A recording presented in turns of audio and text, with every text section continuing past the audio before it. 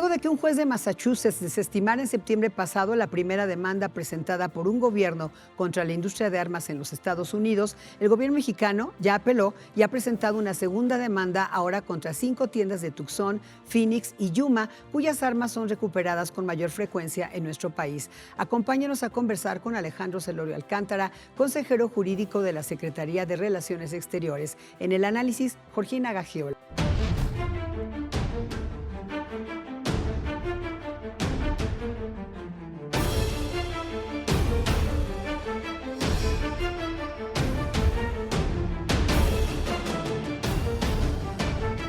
Bienvenido, Alejandro Celorio.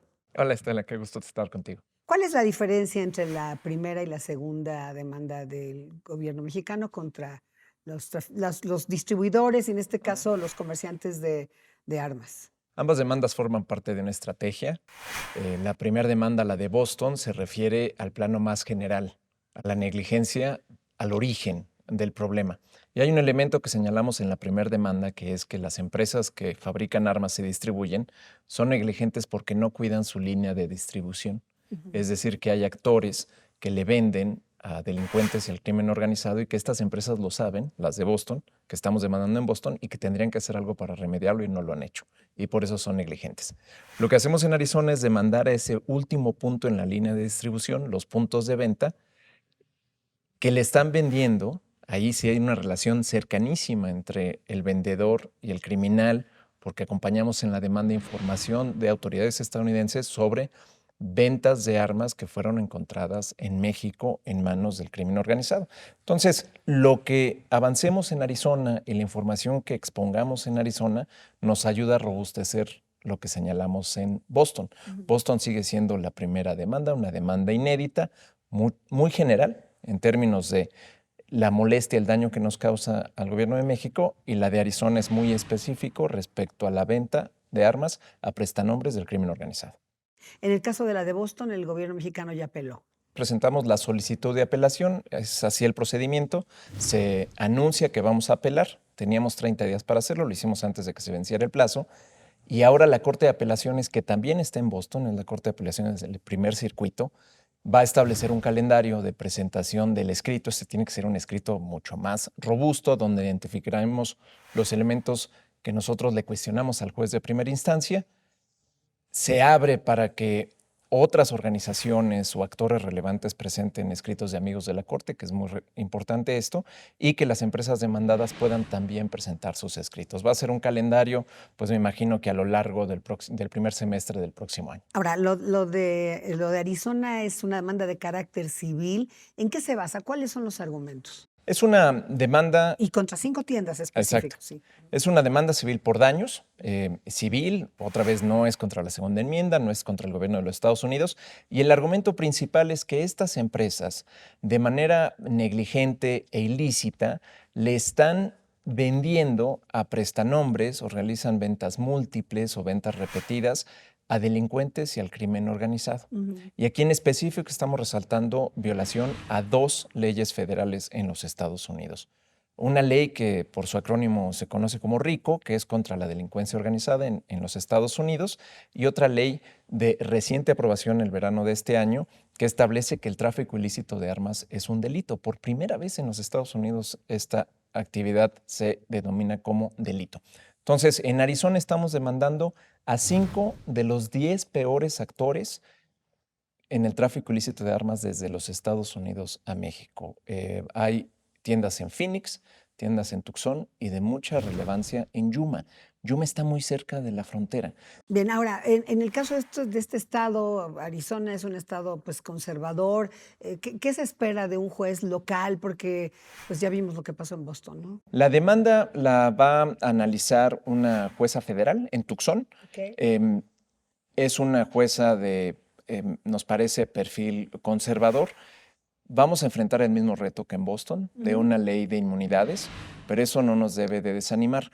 La demanda en Arizona, el circuito de apelaciones correspondiente es el 9º, que está en San Francisco, California, que también tiene un perfil menos conservador. Entonces vamos a seguir insistiendo que una ley estadounidense no tendría por qué frustrar nuestras acciones de demanda. Alejandro, ustedes desde luego encabezan esta estrategia, pero tienen dos abogados muy acreditados. ¿Quiénes son? ¿Por qué ellos? Así es. Uno es Steve Shadowen, es un abogado muy connotado en términos de responsabilidad corporativa y de manera pro bono ha llevado casos de disparos transfronterizos. Y esto es muy relevante porque ha habido incidentes en los que agentes migratorios estadounidenses disparan desde los Estados Unidos contra personas en México. Y es un daño transfronterizo como el que estamos señalando nosotros por el tráfico ilícito. Ese es Steve Shadowen, basado en Austin, Texas. Y el otro abogado es Jonathan Lowy, que recientemente formó una organización llamada Acción Global contra la Violencia Armada. Es la primera organización basada en los Estados Unidos contra el tráfico ilícito de armas. Es el abogado con mayor experiencia en demandas contra la industria de las armas por más de 25 años y el que ha presentado la mayoría de los litigios exitosos en ese país. Un gran equipo. Alejandro, hace unos días participaste en la OEA en una conferencia titulada Respeto y Garantía de los Derechos Humanos ante actividades de empresas de producción y comercio de armas en las Américas. Es un tema no solo de armas, de vidas, de derechos humanos. Así es, efectivamente. Y es muy importante esta pregunta, te lo agradezco mucho por hacerla. Hay una confusión generalizada de que las armas provienen de pérdidas o desvío o robos de las armas que se compran legalmente. En México, solo el ejército mexicano puede hacer estas importaciones y el número de armas que se pierden es muy reducido, menor al 2% del total. La gran mayoría vienen del tráfico ilícito desde los Estados Unidos. Y en esta audiencia pública tuvimos oportunidad de exponer este tema, de animar a la comisión que hiciera un informe, porque efectivamente hay un impacto directo al derecho a la vida, derecho a la integridad física, derecho a gozar de la vida sin temor a perderla. Y estamos llamando a la comisión que así como son tan estrictos y quisquillosos en otros temas, lo sean en este tan importante que afecta la vida, el disfrute de nuestra vida. Entonces estamos muy animados de que la comisión realice un informe que le ayude a las empresas a entender, no son ingenuas, pero a lo mejor necesitan esta información, de que lo que están haciendo mal está afectando a los derechos humanos de mujeres, de niños, de hombres, no solo en Estados Unidos, sino también en México. Pues Agenda 2030, a ver si funciona. Y por último, Alejandro, independientemente del resultado de esta segunda demanda, lo que es un hecho es que esta es una acción inédita del gobierno mexicano, histórica, diríamos. Y bueno, estuviste justamente en Washington hablando de este tema. Bueno, más que hablando de este tema, participaste ahí en un panel y estabas con los consejeros jurídicos de distintos países. ¿Te comentaron algo así en los pasillos sobre la demanda? Hay mucho interés en esta acción legal y una parte muy relevante, ya en términos de derecho internacional, es el acceso a la justicia. Hay una teoría en derecho ambiental internacional de que los foros locales, las cortes locales del lugar del origen de la contaminación deben estar disponibles pues, para recurrir a ellas y demandar que se repare el daño. El tráfico de armas es un río contaminado y tendríamos nosotros que tener acceso a las cortes estadounidenses para demandar, y causó mucho interés que exista una ley local que otorgue inmunidades, una ley nacional en los Estados Unidos que otorgue inmunidades y frustre las acciones de una parte que ha sufrido un daño. Esto es como bien mencionabas, una cuestión inédita y abona al desarrollo del derecho internacional transfronterizo, a cómo podemos exigir nosotros desde un país por cosas que surgen en otro país. Ya me imagino el interés entre los consejeros jurídicos de los gobiernos de todo el mundo. Alejandro Celorio, muchas gracias por estar acá y por supuesto vamos a estar atentos al desarrollo muchas gracias por el interés. Esta demanda. Bueno, vamos a un recorrido por las redes sociales a ver qué nos dicen sobre este tema.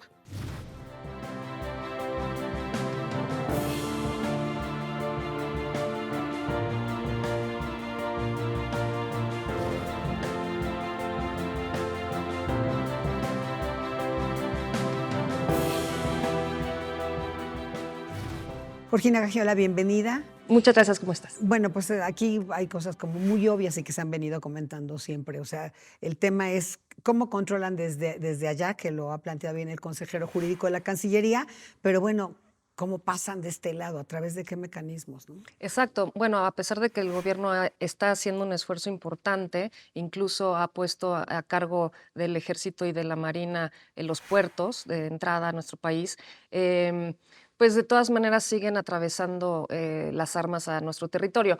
¿Por qué? ¿De qué manera? Y yo creo que eso tiene que ver también pues con la propia organización del crimen, porque consiguen cruzar la frontera con las armas a través de, yo creo que de corrupción, ¿no? No le veo otra manera, la verdad. Y también el tema de las armas es muy difícil en el sentido de detenerlo porque es parte pues, de los derechos que tienen los estadounidenses, ¿no? Y detener la fabricación a los manufactureros pues va a ser muy complicado para el éxito, digamos, de esta demanda. Es una industria muy poderosa, Georgina. Es una industria muy poderosa, pero además el ejército estadounidense es el más poderoso del mundo y los manufactureros son proveedores de ese ejército. Y en términos de seguridad nacional para Estados Unidos, pues su ejército es obviamente la prioridad. Sí, el juez de Boston dijo cuando desestimó la primera demanda que entendía y que eran empáticos, pero que pues nada que ver y que la desestimaba, aunque sea apelado, va a ser complicado, porque además es un negocio, tristemente es un negocio.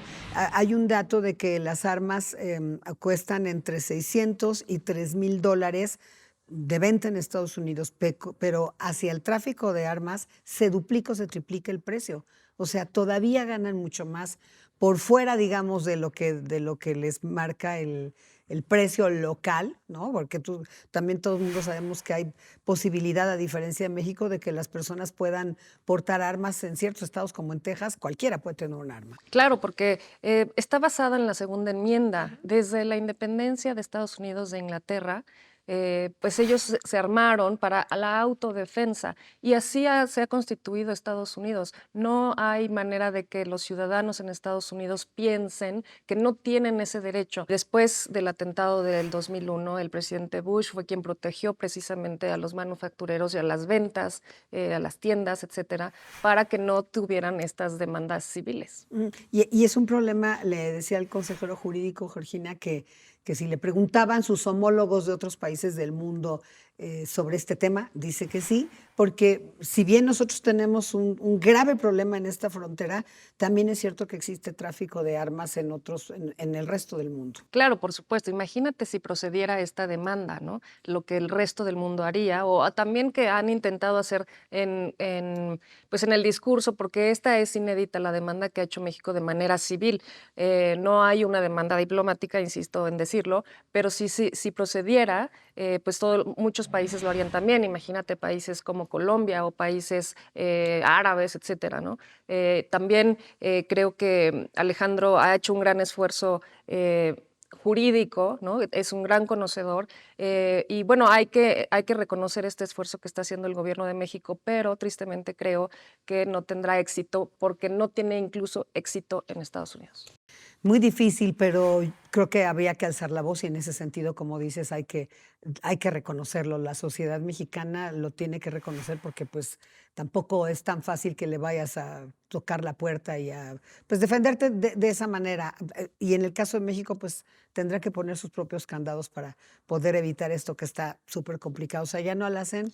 Que realmente ahora que se está reconfigurando toda esta vigilancia en la frontera y todo a cargo del Ejército y la Marina y la Guardia Nacional, realmente se puede hacer algo de este lado. Georgina Gagiola, muchas gracias. Gracias a ti, Estela. Y gracias a usted por acompañarnos en una emisión más de Ruta DN40.